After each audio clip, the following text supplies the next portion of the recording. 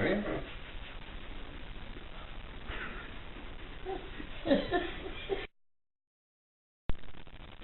How many of you guys are Minnesota Vikings fans?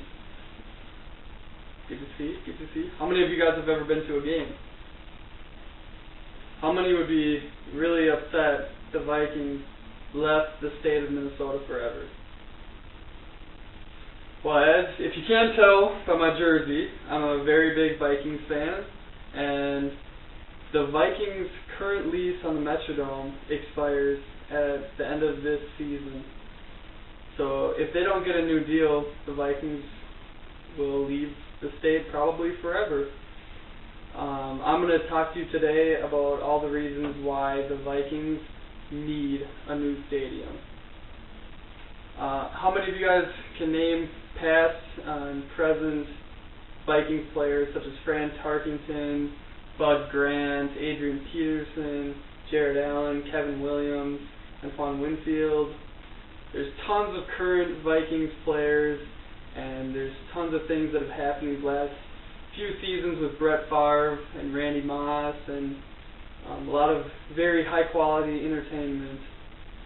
Some people might think that the cost of a Viking stadium shouldn't be funded by taxpayer dollars, but really I'm going to go through some numbers and stats with you guys here today to show you why the Vikings desperately need a new stadium and why it would benefit the whole entire state of Minnesota.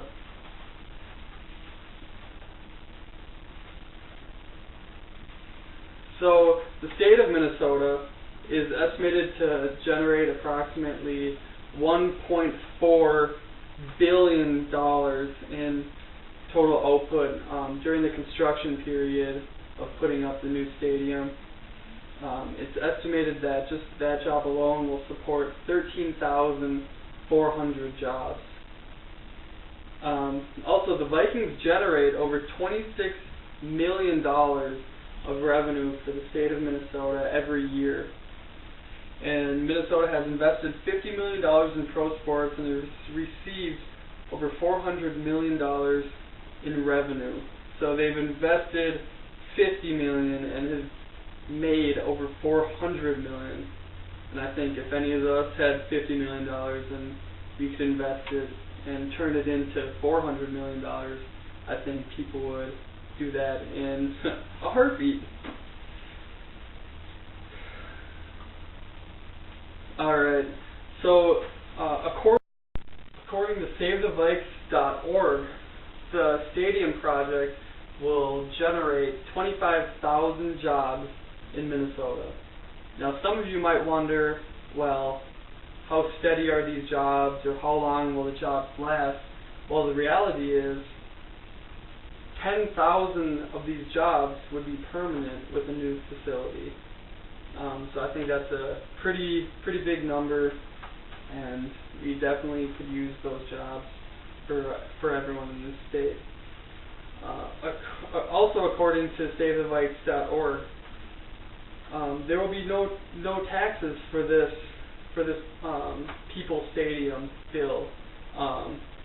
There is no general fund dollars, and it pays for itself while generating $5 million of annual profits, contributing $32 million to the state of Minnesota. So if we look at all of our deficits and everything like that we're losing money on, how can you take away something that creates $32 million? It's just ridiculous to me. So why would we take away positives when we have all these negatives? To me, I don't see how that helps. Another interesting note I wanted to bring up was years ago, this is according to Liz Mullen, Robert McNair paid $700 million to bring Houston a franchise, which is the Houston Texans. $700 million. So that's after franchise fees and everything like that.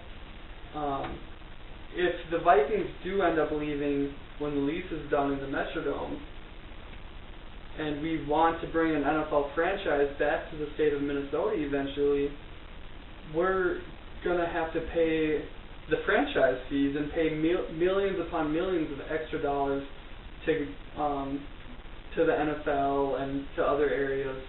So why wouldn't we just keep our franchise here and build them a stadium rather than wait 10 years, kind of like we did with the Wild? We got rid of the North Stars. So why wouldn't we just take care of it now and keep that income coming, and it'll save us the cost of the franchise fees down the road. So while in conclusion, I think that there are too many positives.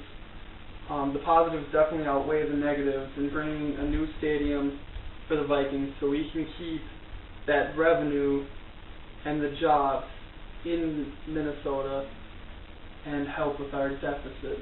So let's keep the Vikings here. Let's hope that they can get to a Super Bowl, and let's have fun and go Vikings.